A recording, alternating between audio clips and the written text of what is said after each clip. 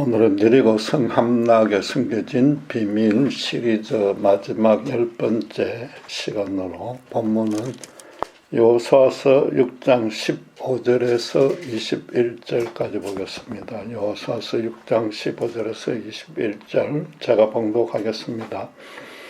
일곱째 날 새벽에 그들이 일찍이 일어나서 전과 같은 방식으로 그 성을 7번 도니 그 성을 7번 돌기는 그날뿐이었더라.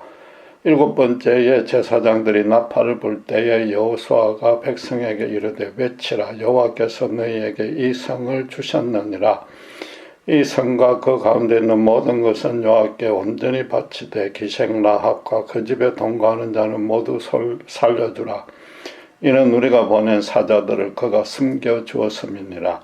너희는 온전히 바치고 그 바친 것 중에서 어떤 것이든지 취하여 너희가 이스라엘 진영으로 바치는 것이 되게 하여 고통을 당하게 되지 아니하도록 오직 너희는 그 바친 물건에 손대지 말라. 은금과 동철 가구들은 다 여호와께 구별될 것이니 그것을 여호와의 곳간에 드릴지니라 하니라. 이에 백성은 외치고 제사장들은 나팔을 불매 백성이 나팔 소리를 들을 때에 크게 소리를 질러 외치니 성벽이 무너져 내린지라. 백성이 각기 앞으로 나아가 그 성에 들어가서 그 성을 점령하고 그 성 안에 있는 모든 것을 온전히 바치되 남녀노소와 소와 양과 나귀를 칼로 멸하니라. 아멘. 하나님은 이스라엘에게 가나안 정복의 첫 전투를 세계 전쟁사에 유례가 없는 전무후무한 방식으로 치르라고 명령했습니다. 여리고성에서 보기에는 사격 연습하기 아주 적합하게 행대로 열을 지어서 무방비 상태로 찬양하며 성 주변을 걸어서 돌게 했습니다. 제3자가 볼 때는 마치 여리고성의 주민에게 이스라엘이 내잡아봐라는 식으로 놀리는 것 같습니다. 여리고로서는 약이 오르고 분노에 차서 뭔가 반응을 해야 마땅한데 일주일 내내 지죽은 듯 침묵했습니다. 여호와 하나님의 엄청난 권능 앞에 그들의 심장이 이미 얼어붙어 있었기 때문입니다. 그럼에도 한 번도 함락된 적이 없었던 그 철옹성 같은 성벽을 믿고 의외로 편안하게 지냈을지 모릅니다. 물론 처음에는 그 기괴한 전투 방식 때문에 두려웠겠지만은 하루 이틀 사흘이 지나도 아무 일이 일어나지 않자 조금씩 긴장이 풀렸을 것입니다. 대여섯 지나자 그 평온에 익숙해지고 점점 심경이 무뎌져 갔을 것입니다. 자기들이 계획한 대로 장기간 농성하면 이스라엘이 제풀에 지쳐서 떨어져 나가고 말 것이라고 안심하기 시작했을 것입니다. 여리고성 주민으로서는 이스라엘이 며칠 동안 몇 바퀴를 돌지 알지 못합니다. 그런데 드디어 7일째는 한 바퀴가 아니라 계속 돌자 다시 바짝 긴장하며 예의주시했을 것입니다. 이스라엘은 7바퀴째에 한 목소리로 크게 외쳤고 그러자 전차 2대가 교차할 수 있던 그 튼튼하던 성벽이 순식간에 폭삭 다 무너졌습니다. 그리고 이스라엘 군대가 사방에서 물밀듯이 쳐들어와 완전히 진멸당했습니다. 하나님이 남녀노소 구분하지 않고 진멸하라고 명령했다고 해서 우상숭배를 하는 이방적 적들을 극도로 미워하는 비정하고 잔인한 분이라고 오해해서는 안 됩니다. 애굽에서 9번이나 큰 재앙을 내리며 회개의 기회를 주었으나 바로가 회개할 가능성이 전혀 없기에 어쩔 수 없이 장자들이 죽는 벌을 내리셨습니다. 여리고도 그 40년 전에 홍해의 기적을 통해 당신의 엄청난 권능에 대해서 익히 알게 해 주었습니다. 하나님은 자기 백성을 애굽에서 400년간이나 노예로 고생시키면서도 가나안의 제약에 대해서는 계속 참아주고 계셨던 겁니다. 세상 어느 신에게도 없는 그런 큰 자비를 지금 7일째 7바퀴까지 여리고에 베풀고 계신 겁니다. 여러분 당시의 장면을 한번 상상해 보십시오. 이스라엘 제사장의 양각 나팔 소리 빼고는 온 사방이 고요합니다. 이스라엘 군대는 성적으로 시선도 주지 않고 정말 입에 지퍼를 달아놓은 듯이 아무 소리도 내지 않고 제사장을 따라서 걷기만 합니다. 오래전에 영화 미션에 아주 흥미로운 장면이 하나 나옵니다. 아마존 원시 부족들에게 파송된 예수의 선교사들은 현지에 도착하자마자 다 살해당합니다. 주인공 선교사는 그런 사실을 알고도 임지로 떠났는데 활과 창으로 무장한 원주민을 만나자 작은 피리를 꺼내서 불었습니다. 영화에서는 엔니오 모리코네가 작곡해서 아카데미 음악상까지 받은 아주 그 절묘한 선율이었으나 당시 상황에 비춰보면은 수도사가 연주할 수 있는 곡조는 찬양뿐입니다.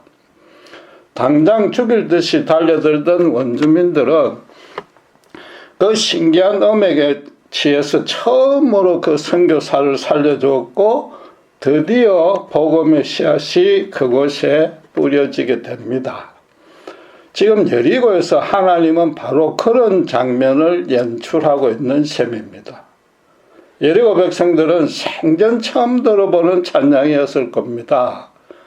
자기들 우상신에게 바치는 음악과는 곡조가 달랐을 것입니다. 자기들 영혼을 울리면서 자기도 모르게 마음이 겸손하고 정결해졌을 것입니다. 거기에 화려하고 거창한 신상도 없고 감각적인 춤도 없습니다. 생전 처음 듣는 곡조일 뿐 아니라 음악을 듣고 마음이 깨끗해지기도 생전 처음이었을 것입니다. 감정적으로 흥분만 일으켜서 음행으로 이끄는 우상신전의 세속적인 음악과는 차원이 전혀 달랐을 것입니다. 하나님은 이방족 속 여리고도 그만큼 긍휼히 여기셨던 것입니다. 여호와의 찬양이 일주일째 성을 완전히 감싸고 있었습니다. 당신께서 창조하신 백성들을 당신의 사랑의 품 안에 안고 있는 형상입니다. 그 사랑이 눈에 보이는 증거로 이스라엘은 공격할 기색을 전혀 내비치지 않게 한 것입니다. 그럼에도 여리고는 그 잘난 성벽 하나만 믿고서 하나님이 먼저 내밀어 주신 그 긍휼의 손길을 끝까지 뿌리쳤던 것입니다. 여리고는 가나안 정복 전쟁의 첫 전투였습니다. 그렇다고 진멸하는 본보기를 보여서 다른 가나안 족속들에게 경고하고 두려움을 심어주려는 단순한 뜻이 아니었습니다. 가나안 전쟁의 첫 전투는 하나님이 당신의 나라를 건설하는 가업의 첫 열매인 셈입니다. 첫 열매는 반드시 거룩한 하나님에게 거룩한 모습으로, 흠결이 없는 모습으로 바쳐져야 합니다. 우상숭배의 제약으로 타락한 더럽고 추한 모습은 하나도 남아 있어서는 안 되었습니다. 당신께서 성벽을 직접 일시에 전부를 무너뜨린 것이 바로 그런 뜻입니다. 여호와의 진멸하라는 명령을 정확히 알려면 모세오경 전체를 종합적으로 심층적으로 분석해야만 됩니다. 가장 근본적인 뜻을 말씀드리자면은 이스라엘들은 절대로 더럽고 추한 죄악과 공존하지 말고 그 의방적 속과 통혼해서 우상숭배의 유혹에 휩쓸리지 말라는 겁니다. 그러니까 모세율법에는 진멸 대신에 신명기 20장 10절에서 12절 보면 이스라엘들은 먼저 합평하기를 요청하고 그 제안을 거절하고 대적하면 전쟁을 치르라고 그 원칙을 명시해 놓았습니다. 여리고 이후로는 구체적인 기록은 없지만 자진해서 항복하는 성가는 전투하지 않았을 것이며 여리고처럼 끝까지 대적하는 성들만 정복했을 것입니다. 지금 하나님은 여리고에게 회개할 기회를 주고 있는 것이지 조롱하는 것이 결코 아닙니다. 하나님은 불신자들을 향해서도 천하보다도 더 무거운 부담감을 갖고서 진정으로 애통해하며 안타깝게 바라보십니다. 당신의 독생자 예수님을 죽이신 것이 그 증거입니다. 예수님은 나사로의 무덤 앞에서 사탄과 죽음의 세력에 눌려있는 원죄하에 있는 모든 인간들의 상황에 대해서 통렬히 분노하며 크게 슬퍼했습니다. 성경에서 예수님이 울었다는 유일한 기록입니다. 여리고성에 대한 최근의 고고학적 탐사가 알아낸 사실들이 몇 가지 있습니다. 이미 말씀드린 대로 곡물을 많이 비축해 놓은 것이 밝혀졌습니다. 마침 보리를 처음 추수하는 때와 겹쳐서 장기 농성 계획이 무리 없이 그들에게 채택되었음을 입증합니다. 그리고 무엇보다도 성벽이 일시에 안쪽으로 폭삭 무너졌다는 것을 밝혀내었습니다. 지진으로는 그렇게 무너질 수 없다고 하며 당시에 그 지역에 지진이 일어났다는 기록도 없습니다. 홍수가 나서 물이 침투해서 어떤 집안이 약해져서 무너진 것도 아닙니다. 그렇게 부분적으로 무너지면은 먼저 무너진 곳의 피해가 가장 심해서 나중에 그 원인을 쉽게 판단할 수 있습니다. 지진도 없는데 성 전체가 단번에 동일한 모습으로 무너진다는 것은 도무지 있을 수 없는 일입니다. 가끔 텔레비 뉴스에서 보다시피 오래된 빌딩에 그 무게 중심이 되는 요소마다 폭약을 부착해서 일시에 무너뜨리는 모습과 비슷했을 것입니다. 다이너마이트가 없던 고대에 그런 방식으로 무너져 내렸다면 강력한 초자연적인 힘이 작동되었다고 결론 지을 수밖에 없는 것입니다. 전혀 예상치도 못한 순간에 단번에 무너졌으니까 성 위에 있던 군인들은 아무 대비도 못하고 몰살당했을 것입니다. 성 안의 주민들도 너무나 놀라서 큰 혼란에 빠졌을 것입니다. 그러니까 이스라엘이 일시에 성 안으로 침투해서 진멸이 가능했던 것입니다.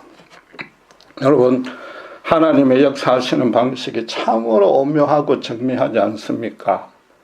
성이 안쪽으로 그 정도로 무너지게 만들 수 있다면은 얼마든지 고라당의 반역 사건 때처럼 땅을 열어서 모든 백성을 함몰시킬 수도 있었을 것입니다. 그러면 구태여 당신의 백성들의 칼에 피를 묻히지 않아도 되고 후대에 더 큰 권능으로 기억될 텐데 괜히 그 성벽만 무너뜨렸습니다. 그 이유는 아주 간단합니다. 여리고 주민이 그 튼튼한 성벽이 자기들을 보호해 줄 것이라고 온전히 믿었기 때문입니다.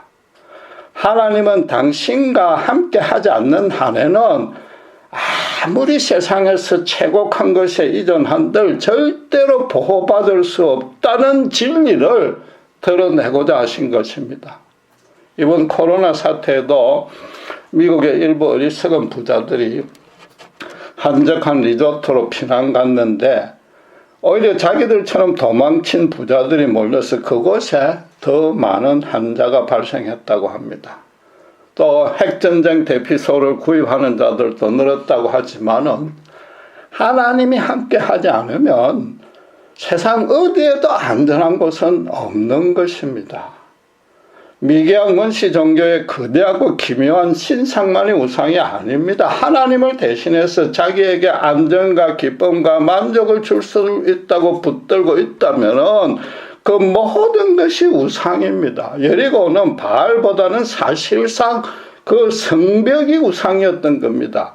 요한은 진실로 질투하시는 하나님입니다. 당신보다 더 좋아하고 섬기는 존재나 물건이 있다면 반드시 철저하게 응징하십니다. 그분은 당신의 이름에 먹칠하고 당신의 영광을 가리면 그냥 넘어가시는 법이 결코 없습니다.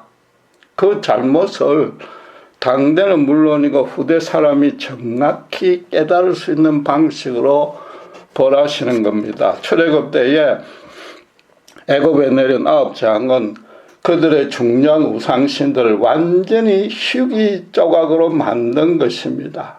그래서 당신만이 천하를 다스리는 유일한 신임을 이스라엘은 이미 알고 있기 때문에 이스라엘이 아니라 애굽 사람들에게 보여준 겁니다.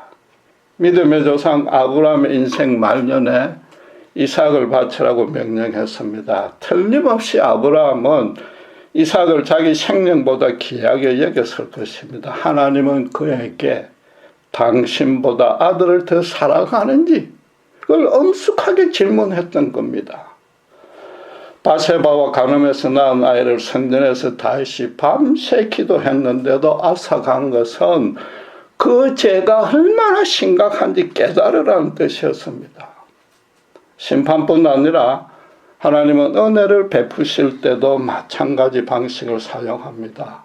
아브라함에게 생산이 전혀 불가능한 때에 그것도 많은 인간적인 시행착오를 겪고 난 후에 정말로 그 몸에서 이삭을 나게 하셨습니다. 전지전능하신 당신께서 약속하신 말씀은 1.1획도 땅에 떨어지지 않고 이루어지심을 온전히 믿게 해서 어디까지요? 이삭을 바치는 자리에까지 이끄신 것입니다. 예수님도 문둥병자의 얼굴에다가 직접 손을 대고 낫게 해주셨습니다. 너무 추해서 아무도 근처에 가지 않는 문둥병자도 직접 피부로 맞닿을 정도로 사랑하심으로써 하나님의 구원 밖에 있는 자가 결코 아님을 보여준 것입니다. 나면서 봉사였던 자는 진흙을 눈에 바르고 실로암 우물가에 가서 씻게 해서 낫게 해주셨습니다. 빛이 있으라 하신 창조주 하나님이 그에게 다시 새로운 눈을 창조해 준 겁니다. 당신의 극렬한 대적자 바울도 사흘간 눈을 멀게 했다가 다시 보게 해주었는데 율법의 멍에 묶인 영적인 봉사를 십자가 은혜의 빛으로 구원으로 이끈 것입니다. 하나님은 최종적인 심판과 구원뿐 아니라 이 땅에 일어나는 모든 일을 처음부터 끝까지 주관하십니다. 매사를 그렇게 당신의 영원하고 완벽한 뜻과 계획에 따라 거룩하게 통치하십니다. 사건 하나하나에 당신만의 거룩하고 온전하신 뜻이 있으며 또 그래서 반드시 당신의 영광이 드러나게 합니다. 특별히 당신의 백성들을 향해서는 그분에게 중요하지 않는 사건이나 사람이 단 하나도 없습니다. 여러분 한번 진지하게 한번 생각해 보십시오. 여리고 성 승리에서 궁극적으로 하나님이 드러내고자 하는 당신의 뜻과 영광이 무엇이었겠습니까? 아무리 어려운 문제라도 그 주변에 땅을 밟으면서 간절히 기도하면 응답이 잘 된다는 가르침을 주려는 뜻이었겠습니까? 그럼 땅을 밟으며 돌지 않으면 말하자면 일상적인 기도는 응답받기 힘들다는 뜻이 되어버리지 않습니까?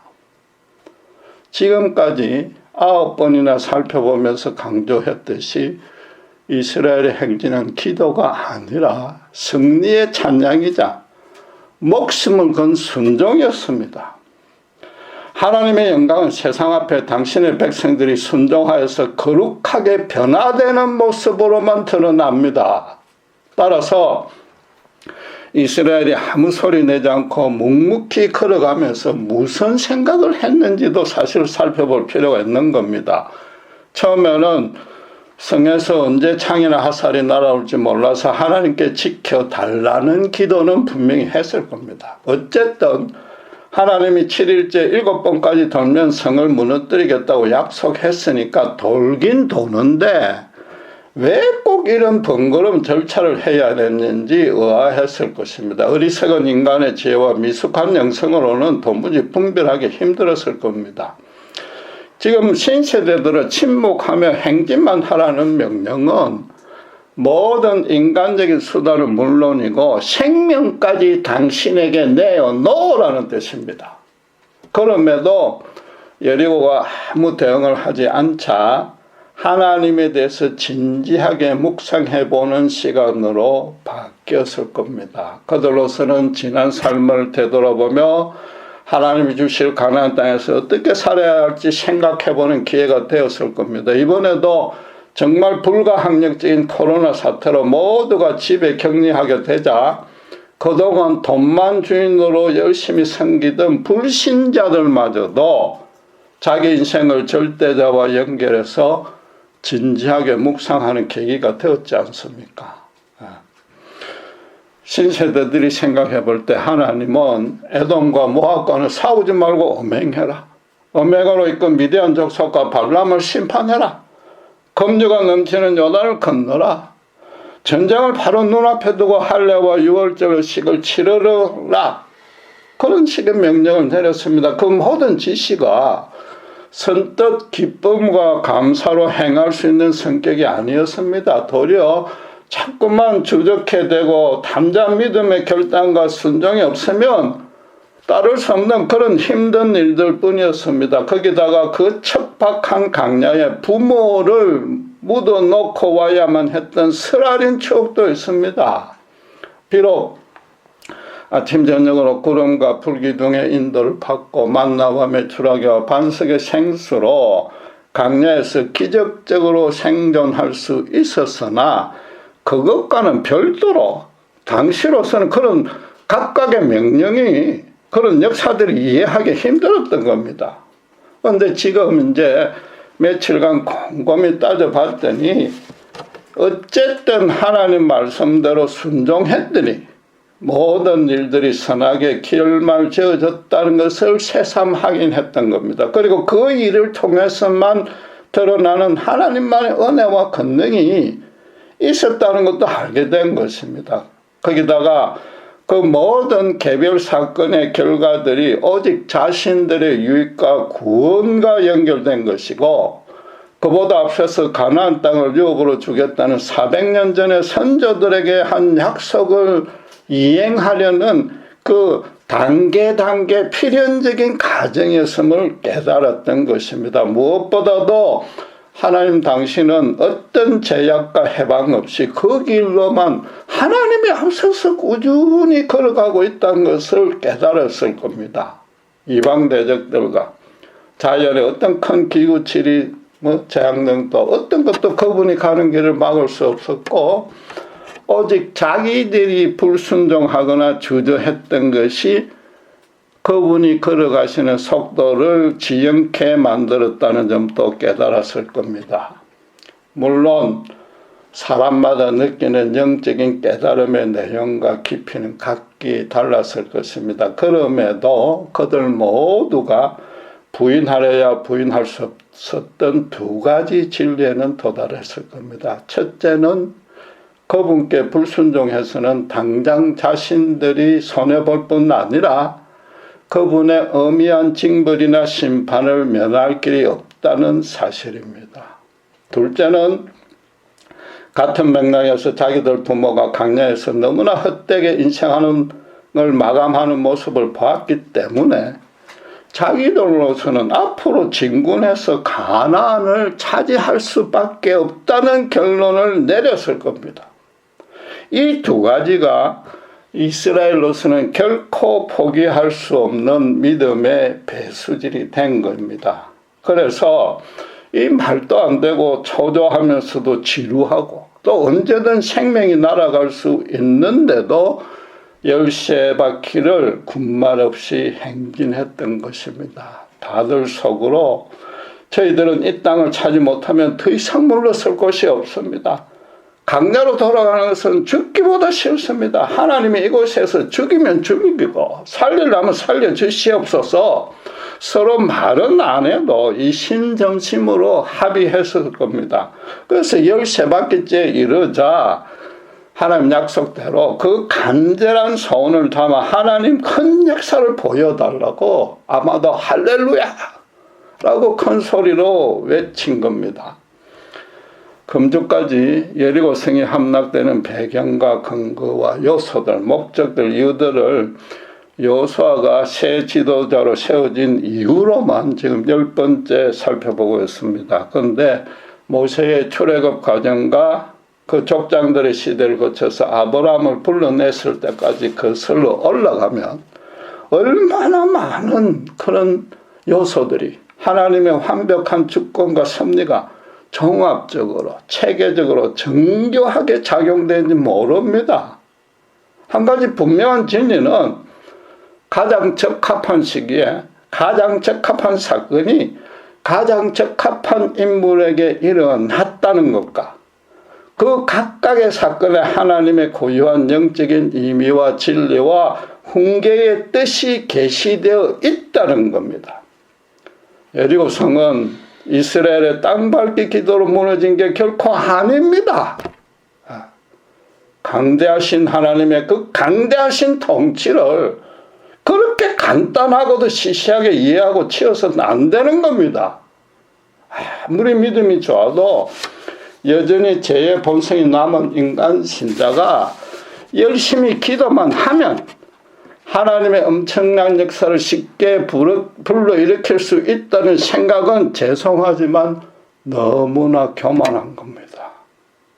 오해는 하지 마시기 바랍니다. 신자들의 진실하고도 간절한 기도의 권능과 은혜를 폄하하려는 뜻은 전혀 없습니다. 하나님은 그런 기도에 응답해서 여리고 같은 엄청난 초자연적인 기적도 일으켜주지만은 그분의 뜻과 계획 안에 이미 확정된 일이기 때문입니다.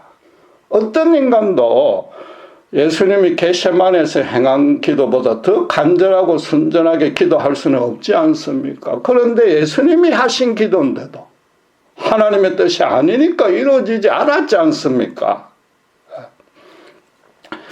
최대한 양보해서 여리고 성을 돌 때에 하나님의 약속을 끝내 믿지 못한 백성들도 있었을 것이고 그 백성들은 간절히 성벽이 무너지게 해달라는 기도를 했다고 칩시다.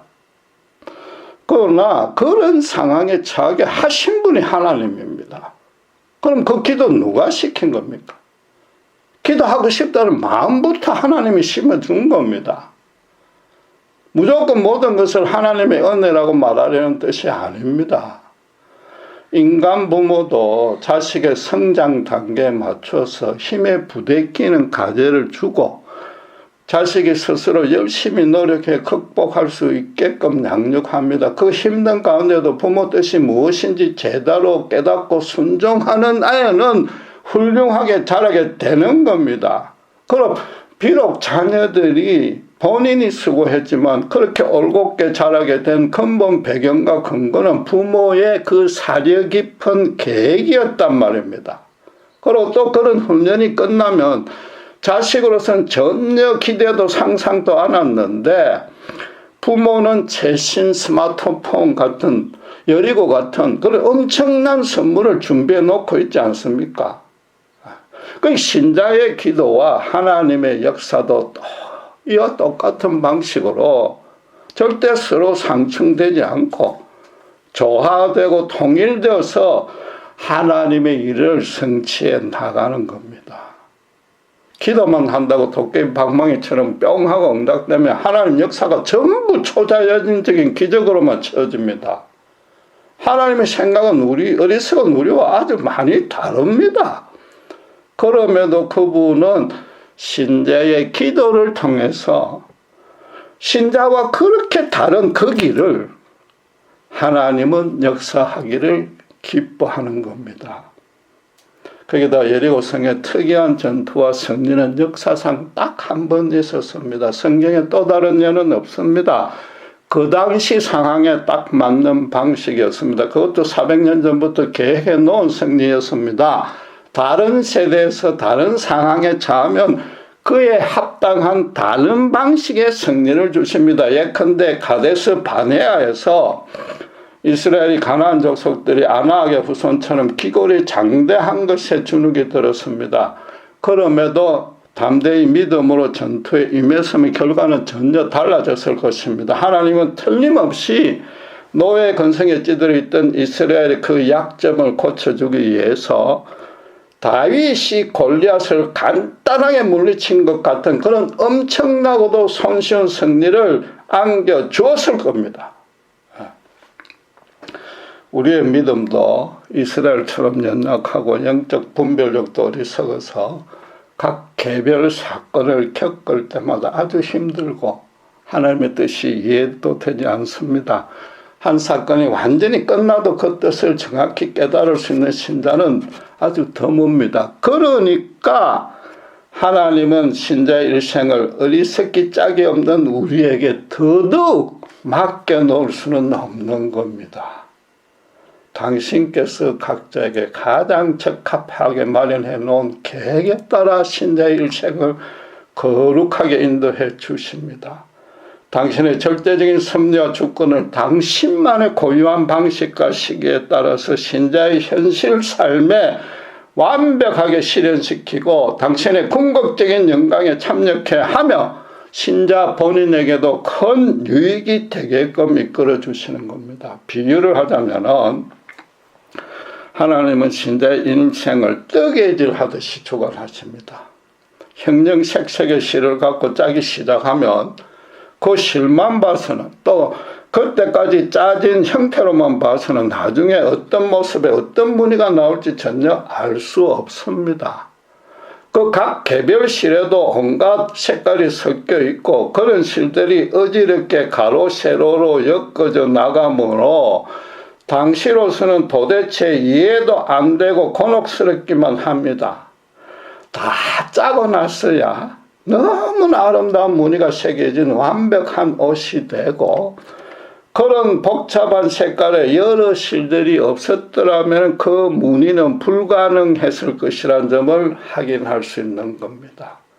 하나님이 우리를 천국 입성을 시키기 위해서 신자에게 짜서 입혀가고 있는 그 예복에도 신자 본인이 계획하고 소망하고 상상하는 것과는 비교가 안 되는 너무나 아름다운 무늬가 새겨질 것입니다.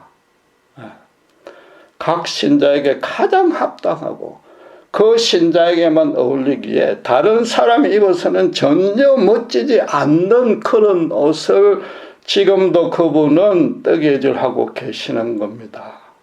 어지간한 믿음으로는 자기 인생의 마지막 그림을 알 수 없고 그때그때 일어나는 개별 사건들 이미 조차 모릅니다. 신자로서는 그냥 순순히 기도하면서 앞서가시는 주님을 묵묵히 따라갈 수 있을 뿐입니다. 그러다가 그 옷이 다 지어질 무렵에는 아브라함이 이삭을 바친 것처럼 하나님이 자기 생명보다 더 귀하다는 고백이 절로 나오게 만들어 주실 것입니다. 이스라엘은 가나안을 기업으로 주신다는 약속을 400년 전부터 소지하고 있었습니다. 그들이 차지할 첫 열매가 이제 열쇠 바퀴째 돌면 실체를 드러낼 것입니다.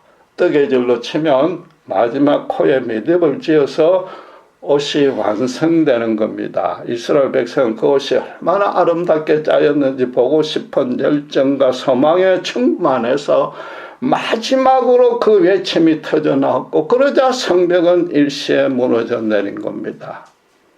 그 모습을 멀리 떨어진 진영에서 지켜보던 나머지 그 부모들, 자식들, 백성들도 정말로 땅이 흔들려 지진이 일어날 만한 기쁨의 함성을 함께 질렀을 것입니다. 이스라엘이 한 하나님, 한 성령, 한 믿음, 한 소망 안에서 완전히 하나가 된 겁니다. 가나안 땅에 세울 하나님 나라의 첫 열매를 하나님 당신께서 모든 추한 것들이 진멸되어서 온전히 순전하게 바쳐지도록 당신이 만든 겁니다. 신자는 그래서 자기 인생 전체를 하나님 눈으로 볼 줄 알아야 되고 또 그렇게 분별한 것에 걸맞게 반응하는 것이 믿음입니다. 지난날도 회상해보고 앞으로의 소망도 가져야 됩니다. 개별적으로 일어난 사건 거기에만 시선을 집중하면 앞뒤를 헤아리지 못하고 우리가 지금껏 겪었듯이 그저 불안, 염려, 초조해지면서 하나님에 대한 원망, 불평만 쌓입니다.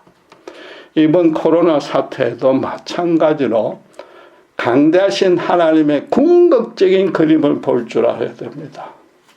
이 힘든 뜨개질이 끝나면 너무나 아름다운 그림이 반드시 그려질 것이란 그 진리를 붙들어야 됩니다. 이 시대가 끝난다고 당장에 더 풍요롭게 된다는 뜻은 아닙니다. 더 어려운 일이 계속 생기고 어쩌면 우리 세대가 아니고 그 다음으로 아무리 세대가 흘러도 이 땅의 고난은 없어지지 않고 더 심해질 겁니다. 이스라엘이 애굽에서 400년간 노예 생활하고 그 후대 신세대가 이 성을 차지한 겁니다. 그럼에도 신자는 주님이 다시 오셔서 이루실 그래서 새 하늘과 새 땅을 소망하며 감사와 기쁨과 자유와 평안 가운데 살아가야 하고 그렇게 살 수 있는 겁니다. 우리의 현실의 삶이 아무리 형통이 없고 강야 같을지라도 그 궁극적인 영광으로 걸어가고 있다는 것, 걸어갈 수 있다는 것만으로 이게 얼마나 큰 축복이요 특권인지 모르는 겁니다. 예수님이 우리가 그걸 모를 때, 아니 그와 정반대의 영원한 절망과 죽음으로 걸어가고 있을 때에, 그것도 그 길이 옳다고 끝까지 고집하면서 걸어가고 있을 때 우리를 대신해 죽였습니다. 오직 성령의 간섭하신 은혜로 우리의 인생길이 죽음에서 생명으로 바뀌었습니다. 그것만 해도 평생을 감사해도 모자라지 않습니까? 내가 나를 봐도 부끄럽기 짝이 없고 연약하고 어리석고 교만하고 죄가 많은데 예수님은 어느 누구도 아닌 바로 그런 나를 위해 십자가에 죽으셨습니다. 지금도 그 큰 사랑으로 내 인생에 너무나 아름다운 그림을 그리기 위해서 형형색색의 시줄 날짜를 엮어서 뜨개질하고 계십니다. 진정으로 그 마지막 그림을 보기를 소망하기에 이 땅에서는 아무리 힘들어도 묵묵히 주님 가신 길을 따라서 행진하는 것이 신자의 인생입니다. 그럼 현실의 삶이 어떤 모습이든 간에 영적으로는 여리고 같은 오묘하고도 엄청난 승리를 매일 충만하게 누릴 수 있는 것입니다. 기도하겠습니다. 여리고 성이 함락되는 그 모습들을 부족 하나마 10번에 걸쳐 살펴봤습니다. 참으로 강대하시고 오묘하시고 정미하시며 완벽하신 하나님이십니다. 당신의 백성을 특별히 사랑하되 그것으로 그치지 아니하고 이방족 성마저도 사랑의 품 안으로 안으시는 하나님이심을 다시 봅니다. 이 시간 이스라엘이 침묵하면서 하나님에 대해서 묵상하듯이 이 여리고 이 코로나 사태에도 우리 신자들부터 먼저 하나님 앞에 겸손히 엎드려서 그분의 강대하신 은혜, 강대하신 권능을 헤아리길 소원합니다. 진정으로 겸손히 엎드리고 하나님의 이 놀라운 십자가 진리와 사랑을 붙들 때에 우리가 가야 할 길도 분명해지며 세상 앞에 어떻게 살아야 될지도 확실해질 수 있습니다. 하나님께서 우리를 천국 입성에 가장 적합한 너무나 아름다운 옷으로 짜고 계신데 그 소망을 가지고 그 마지막 그 아름다운 옷을 입기 위해서 이 여리고 행진처럼 한 걸음 한 걸음 모든 것을 내려놓고 생명까지 그분께 바치며 따라갈 수 있도록 우리를 축복해 주시옵소서. 감사합니다. 우리 주 예수 그리스도 이름으로 기도드렸습니다.